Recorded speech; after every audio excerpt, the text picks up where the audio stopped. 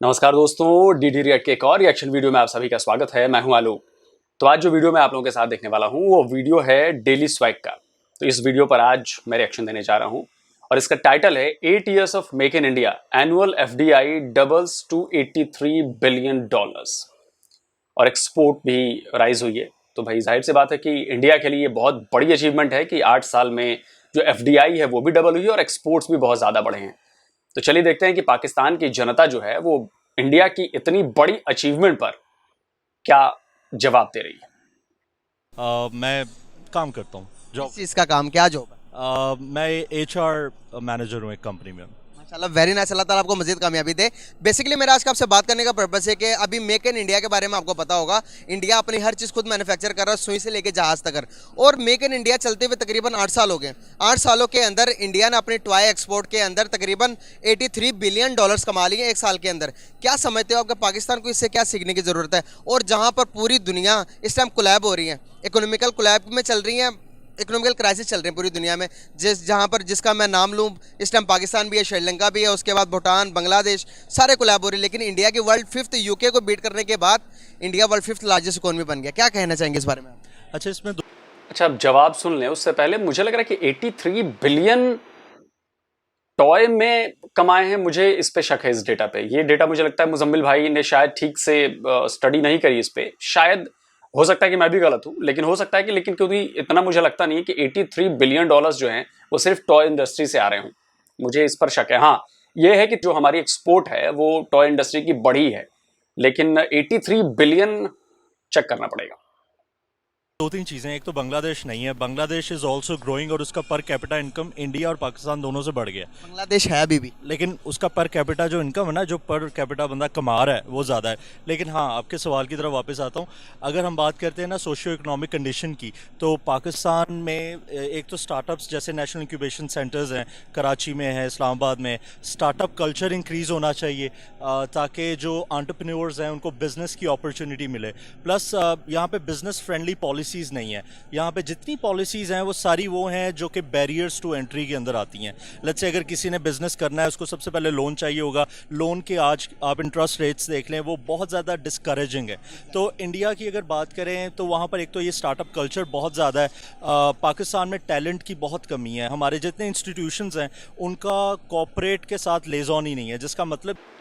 अच्छा, पहली बार मैं ये किसी पाकिस्तानी के मुंह से सुन रहा हूं कि पाकिस्तान में टैलेंट की बहुत कमी है। हजारों लोगों को सुन चुका हूं, ये पहला पाकिस्तानी मिला है, एचआर का बंदा है। और ये मुझे लग रहा है कि इसकी बातों पर आपको भरोसा करना पड़ेगा, क्योंकि एचआर के बंदे होते हैं जो टैलेंट को पहचानते हैं, जो देखते हैं, क्योंकि इन्हें तो हायर करना होता है ना कंपनीज के लिए लोगों को, तो वो टैलेंटेड लोगों को ढूंढते हैं। तो असली बंदा यही कमेंट कर सकता है कि पाकिस्तान के लोगों में टैलेंट है या नहीं है। वो इसने कर दिया कि पाकिस्तान के लोगों में टैलेंट की कमी है, वरना अब तक मैं यही सुनता आ रहा था, लाखों बार ये मुझे लग रहा है सुन चुका हूं कि पाकिस्तान में टैलेंट की तो कोई कमी ही नहीं है, कूट कूट कर भरा है टैलेंट। लेकिन पहला पाकिस्तानी मिला जिसने असलियत बताई कि बॉस टैलेंट की बहुत कमी है। भी है जो वो पढ़ा रहे हैं, कॉर्पोरेट उससे बहुत आगे निकल चुका है। तो हमारे लिए वो रिसोर्सेज यूजलेस की तरह होते हैं। So we have to train them and they have to go through the cycle. तो पाकिस्तान में रिसोर्स की स्केर्सिटी, हाँ, अगर ये है कि रिसोर्सेज अवेलेबल हों तो वो क्या करते हैं, थोड़ा एक्सपीरियंस लेते हैं और बाद में they fly. So brain drain हो रहा है पाकिस्तान में। प्लस ओवरऑल पॉलिसीज़ और गवर्नमेंट और हम इंडिविजुअल ख़ुद भी, हमारा अपना भी मसला है कि हम अपने आप को ग्रो नहीं करवाना चाहते। और जहाँ के हैं उसी, अब इसमें एक मिसाल है, हमारी मिसाल वो है कि वो मेंढक की है जो पानी के अंदर उबलते हुए पानी में रहता है। इनिशियली उसको बहुत अच्छा लगता है, बाद में जब उबलना शुरू होता है तो उस बर्तन से बाहर नहीं निकल सकता। तो हम उस बर्तन में हैं फ़िलहाल कि जहाँ पर हम ये कर रहे हैं, ये सब कुछ हो रहा है हमारे साथ, तो वहाँ पर हमारा जो पड़ोसी मुल्क है वो दुनिया में अपनी मिसाल कायम कर रहा है। हमें पूरी दुनिया रिस्ट्रिक्शन लगाती है।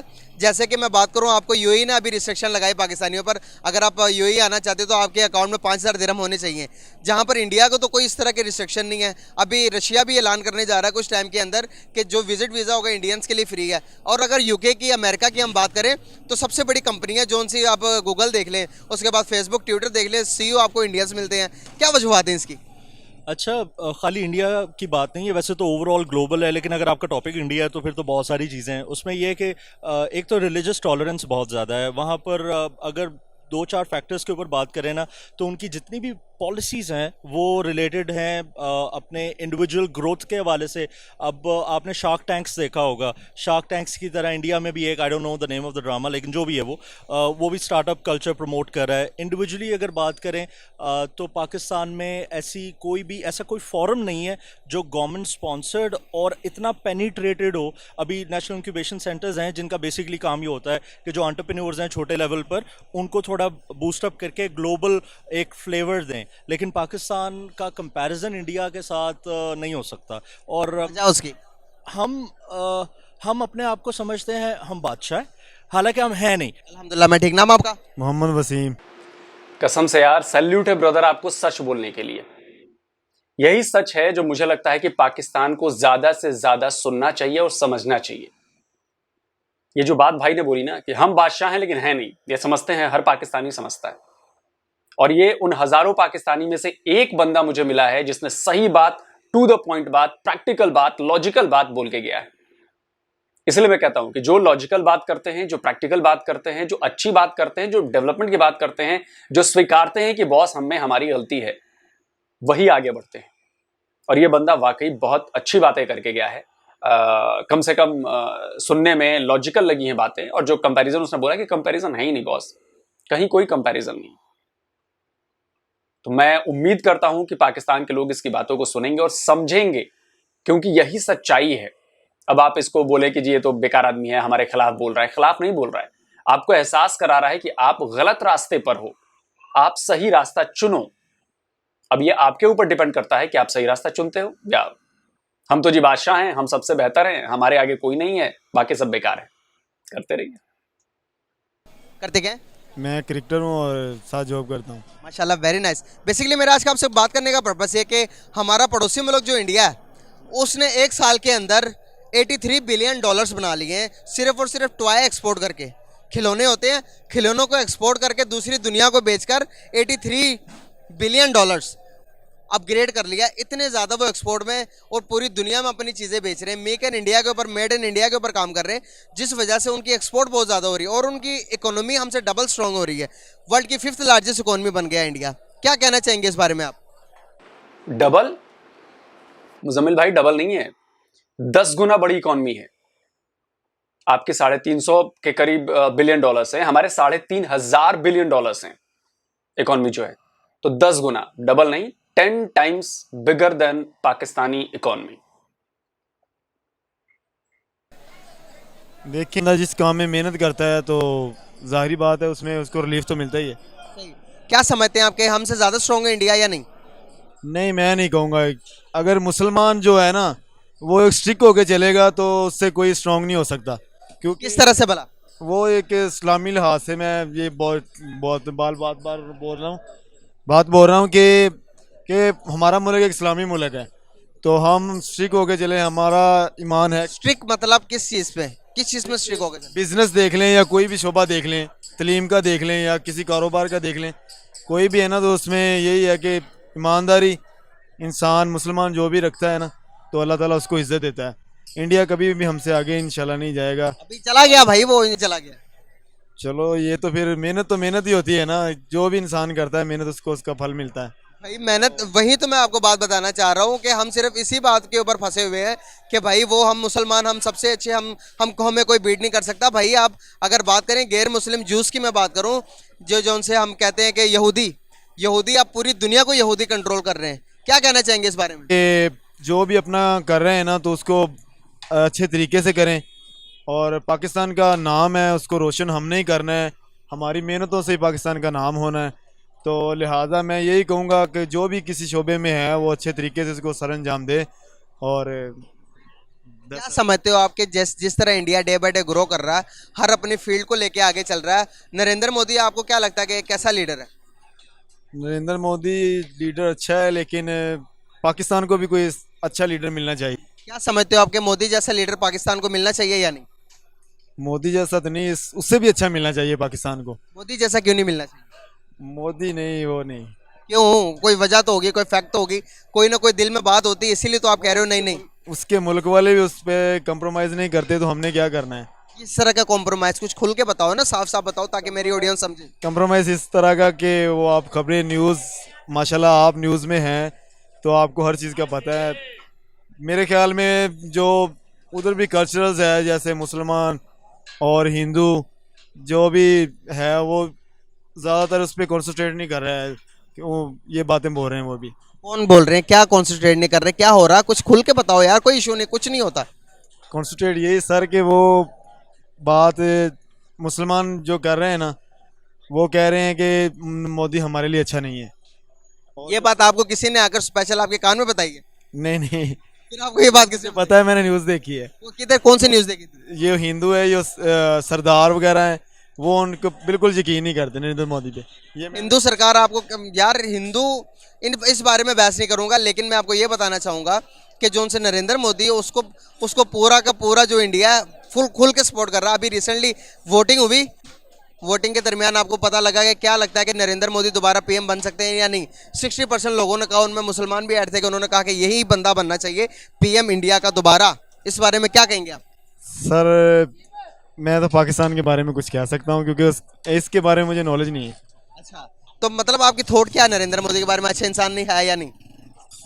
अरे मुजम्मिल भाई, क्यों उसके गले में हाथ डालकर बुलवाना चाहते हो यार? छोड़ दो भाई को यार। उसको मोदी नहीं पसंद है, नहीं पसंद है बॉस, क्या फर्क पड़ता है?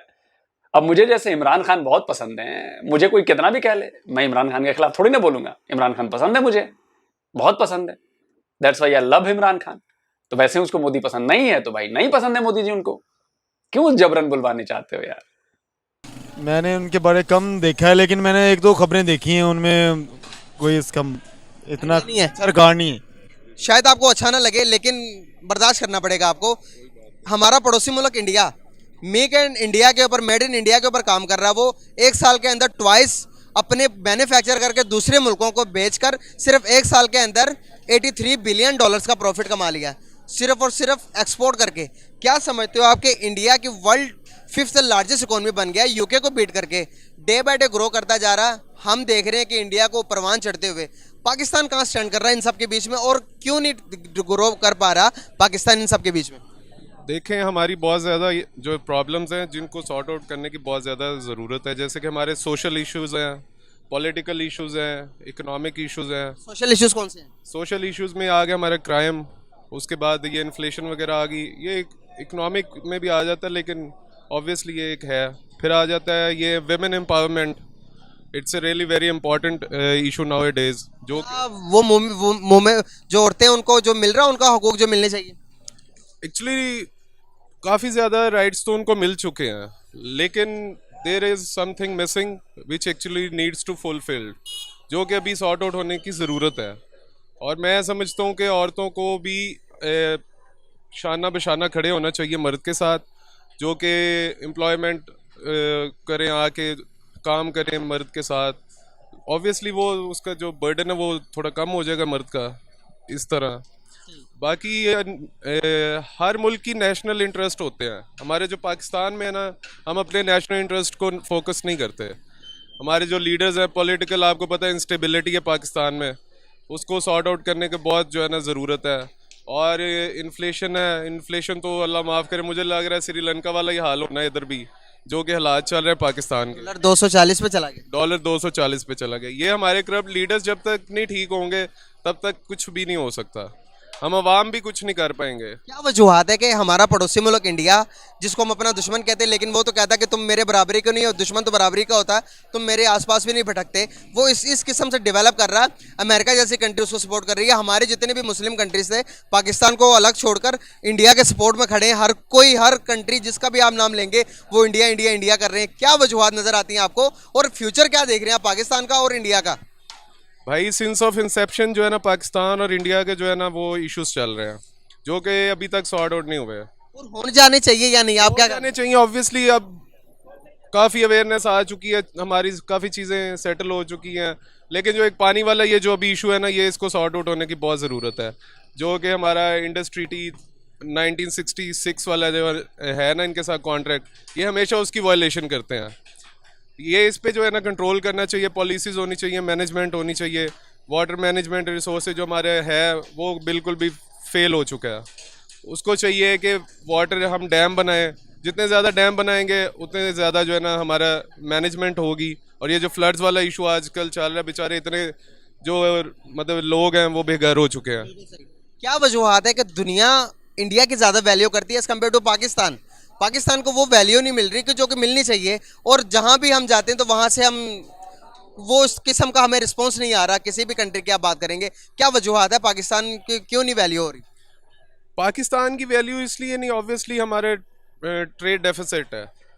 जब तक हम अच्छा रेवेन्यू जनरेट नहीं करेंगे, हम खुद को स्टेबल नहीं करेंगे, हम थर्ड वर्ल्ड कंट्रीज़ में आ रहे हैं, जब तक हम डेवलप्ड कंट्रीज़ में नहीं फॉल करेंगे तब तक ऑब्वियसली कोई हमें प्रेफर नहीं करेगा। इमरान खान को मैं सपोर्ट करता हूँ, लेकिन इमरान खान ने कहा बाहर से स्टूडेंट्स आएंगे इधर पढ़ेंगे। मैं खुद एक स्टूडेंट हूँ अभी भी, और वैसे मैं लॉयर हूँ, लेकिन still I am student, I am doing CSS। तो मैं समझता हूँ कि इमरान खान ने भी कोई ख़ास ऐसा इनिशिएटिव नहीं लिया कि स्टूडेंट्स के लिए एम्प्लॉयमेंट के जो है ना वो अपॉर्चुनिटीज़ क्रिएट हुई हैं पाकिस्तान में, जो कि होनी चाहिए थी, वो नहीं हुई। कौन सी चीज़ है जो कि किसी भी कंट्री को डेवलप की तरफ लेके जाती है, डेवलपमेंट की तरफ लेके जाती है? वो कौन सी चीज़ें होती हैं कि जो कि हर मुल्क को करनी चाहिए, और उसके करने के बाद इन फ्यूचर आने वाले 10 साल 20 साल के बाद मुल्क ग्रो कर जाता है, तरक्की कर जाता है? सबसे इम्पॉर्टेंट चीज़ है, जो फोरमोस्ट थिंग है, वो ये है कि हमारी फॉरेन पॉलिसी अच्छी होनी चाहिए, जो कि बिल्कुल भी नहीं है। हम फोकस ही नहीं करते फॉरेन पॉलिसी पे। फॉरेन पॉलिसी जो है हमारी इतनी फेल हो चुकी है, हमारी किसी की कंट्री के साथ अच्छे रिलेशंस ही नहीं है। हम तो चाइना को क्रिटिसाइज कर रहे हैं, जो CPEC उन्होंने हमारे साथ स्टार्ट किया, उसको हम कह रहे हैं वो कॉलोनाइज कर रहे हैं पाकिस्तान को, even though they are creating work opportunities here in Pakistan, but we are still criticizing China. Why is it happening in Pakistan? Even though they are helping us, we are criticizing China. This is not fair. बिल्कुल सही। जिस तरह के हालात पाकिस्तान के हैं, अब अगर देखो कि दुनिया उसकी रिस्पेक्ट करती है जिसके पास पैसा ज़्यादा होता है, जो जिसको अपनी जो खुददार लोग होते हैं। क्या हम खुददार हैं?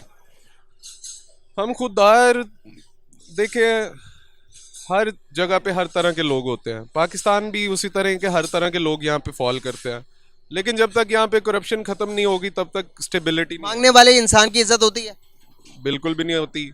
यही वजूहत तो नहीं है? इमरान खान देखिए अब लोन खुद भी ले रहा है, क्रिटिसाइज करता था PMLN को, पीपल्स पार्टी को क्रिटिसाइज करता था, लोन ये IMF आप देख रहे हैं कि कितने बेल आउट पैकेजेस हैं जो कि हमने अभी उनको पे करने हैं। अब उन्होंने भी हमारे पे शर्तें रख दी हैं कि ये रखें, ये करें, इतने टैक्सेस लें, इतने टैक्सेस लें, तो वो देखें इन्फ्लेशन इसी वजह से रेज हुई है। क्या फ्यूचर देख रहे हैं पाकिस्तान का? मैं तो पाकिस्तान का फ्यूचर बिल्कुल भी अच्छा नहीं देख रहा, और मैं तो पाकिस्तान छोड़ने की कोशिश कर रहा हूँ। कहाँ जा रहे हैं? मैं इंशाल्लाह USA जा रहा हूँ। ये हालात है मुल्क के, जहाँ से जो भी क्रिएटिव इंसान होता है, जो कि जिसके अंदर क्रिएटिविटी होती है, वो पाकिस्तान उसको अडॉप्ट नहीं कर सकता, पाकिस्तान उसको रख नहीं सकता। इसी वजह से हमारे आप बड़े बड़े डॉक्टर देख लो, इंजीनियर देख लो, जिन्होंने न्यूक्लियर बनाया, वो भी बाहर की कंट्री में अपॉर्चुनिटी देख रहे हैं। क्या वजूहत है पाकिस्तान में उस किस्म की उनको वर्थ नहीं मिलती, या उनकी रिस्पेक्ट नहीं है, या उनको सपोर्ट नहीं किया जाता? यहाँ पे कोई ऐसा प्लेटफॉर्म नहीं है जहाँ पे बंदा खुद के स्किल्स दिखाए, ये सबसे इम्पोर्टेंट बात है। आपके पास स्किल्स हैं, you don't have platform, you can't show your skills, तो फिर आपको यहाँ पे रहने का कोई फ़ायदा नहीं है। बाहर जाएंगे, आपको पे करेंगे, आपको जो आपके स्किल्स के अकॉर्डिंग आपको पे मिलती है, फिर आप खुश भी होते हो। यहाँ पे आप सारा दिन मेहनत करते हो, महीने के एंड पे आपको पे मिलती है, जो कि जॉब होल्डर्स हैं।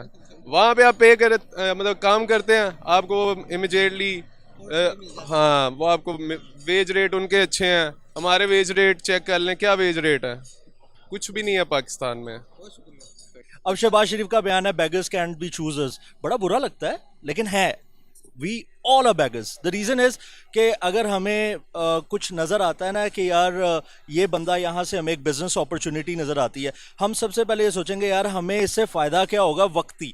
We never go longer run, and what we primarily see in the whole scenario कि वक्ती तौर पे हमारा बेनिफिट कहाँ से हो जाए। लेट्स सपोज रतन टाटा है, वो पारसी कम्युनिटी या जौन सी भी कम्युनिटी से है, अब what they do is that वो कम्युनिटी सर्विस करता है, उनकी कम्युनिटी चूज़ करती है out of the whole loop कि इनका सबसे अगला जो मेंटोर है या जो CEO है वो कौन होगा। अब रतन टाटा का एक सेक्रेटरी है who is likely to be replacing him in the near future, who does not belongs to that same corporate culture, but he is now been trained by him. अब और वो पारसी कम्युनिटी के पास एक शेयर जाता है। सो हम बहुत दूर हैं, हम बच्चे हैं। तो हम यहाँ पर किसी से पूछोगे तो हम क्या हैं, अगर इंडिया के साथ किसी चीज़ का कंपैरिजन करो तो वो कहते हैं कि भाई हमसे अच्छा कोई नहीं है, हम तहस नहस कर देंगे, हम ये कर देंगे, हम वो कर देंगे। सिर्फ बातों से होता है या फिर प्रैक्टिकल कुछ कुछ चीज़ें ज़रूरी होती है कि डेवलप होने के लिए, तरक्की करने के लिए दुनिया से हम पीछे इतने पीछे कि अगर हम खाली मैं इंडिया की बात करूँ तो हम इंडिया से भी तकरीबन 100 साल पीछे रह गए हैं। क्या फैक्ट्स लगते हैं आपको? फैक्ट्स, ये फैक्ट्स ही हैं जो आपने बताए हैं, और बाकी हम पीछे हैं यार। अब मानना पड़ेगा, मानेंगे तो फिर आगे बढ़ेंगे ना। जब तक हम मानेंगे नहीं, लेट्स सपोज, वही आप वाली बात एग्जैक्टली आपने कह दिया, समझ आ गई सबको। मैंने फर्स्ट टाइम आप जैसे बंदे मिले मुझे जो कि इस चीज़ को एक्सेप्ट कर रहे हैं। जब मैं कहता हूँ कि भाई वो ग्रो कर रहे हैं, कैसे वो ग्रो कर सकते हैं? हम सबसे अच्छे, हम सबसे आला नहीं है, तस्लीम नहीं कर, हम अपने आप, बिल्कुल भी नहीं है, जब तक हम अपनी गलती नहीं तस्लीम करेंगे आगे बढ़ सकते हैं? बिल्कुल भी नहीं। आप बिल्कुल ठीक कह रहे हैं, और मुझे नहीं लगता हम कभी अपनी गलती एक्सेप्ट करेंगे, ऐसे ही रहेंगे हम। तो अब पहले तो अल्लामा इकबाल आए थे जगाने के लिए, अब कौन आएंगे? अब हम नहीं जागेंगे, अब मुझे लगता है कोई इंट्रूडर आएगा जो हमें जगाएगा। रोलर आएगा। चले, बहुत शुक्रिया, बहुत अच्छा लगा आपसे बात करके। Thank you so much, nice to talk with you. तो दोस्तों वीडियो खत्म हो गया और वाकई जेन्युइन बातें की हैं। इसके पहले वाले भाई साहब भी थे, उन्होंने भी काफ़ी अच्छी बातें की, ठीक बातें की। एक वो चाइना वाले पॉइंट से मैं अग्री नहीं था, क्योंकि चाइना वाकई आपको कॉलोनाइज कर रहा है। अगर नहीं करता तो ग्वादर पोर्ट पे कमाई के 100 रुपए में से 91 रुपए वो खुद नहीं रखता और 9 रुपए खुद आपको नहीं देता। अगर प्रेशर नहीं बनाना होता, आपके संस्थाओं पर कब्जा नहीं करना होता, तो पूरा पावर सेक्टर जो है वो उसके कब्जे में ना होता। आपको याद है अभी जो प्रॉब्लम चल रही है, तो चाइनीज पावर कंपनीज है जो आपके यहाँ डिस्ट्रीब्यूशन का काम देख रही हैं, उन्होंने कहा कि जी बिजली बंद कर देंगे अगर आपने पैसे बकाए चुकाए नहीं तो खैर पाकिस्तान के लोग हैं, आपको देखना है। अब आते हैं हम कि जो ये टॉपिक था कि 8 साल में भारतीय खिलौना बाजार ने चमत्कार कर दिया है। चमत्कार पता है क्यों कह रहा हूं? इसके पीछे बहुत बड़ी कहानी है। 8-9 साल पहले हमारे देश में चाइनीज खिलौनों की भरमार हुआ करती थी। कंटेनर भर भर के चाइना से अरबों रुपए के खिलौने आते थे। ना उनकी क्वालिटी अच्छी, वो उनको ना क्वालिटी कंट्रोल था, वो हानिकारक चीजों से बनी होती थी, केमिकल्स थे उसमें, बहुत सारी चीजें थे, उनसे बच्चे बीमार हो रहे थे, बहुत सारी चीजें थी। वो पूरे इंडिया में छाए रहते थे खिलौने, पूरे नहीं, क्योंकि सस्ते मिलते थे। इसके बाद धीरे धीरे उस पर लगाम लगाना सरकार की तरफ से शुरू किया गया, लोगों की तरफ से बायकॉट करना शुरू किया गया कि नहीं बॉस, हम चाइनीज सामान नहीं, हम अपना करेंगे। हमारे यहाँ का खिलौना जो उद्योग था वो बिल्कुल मृत प्राय हो चुका था, मरने की कगार पर था।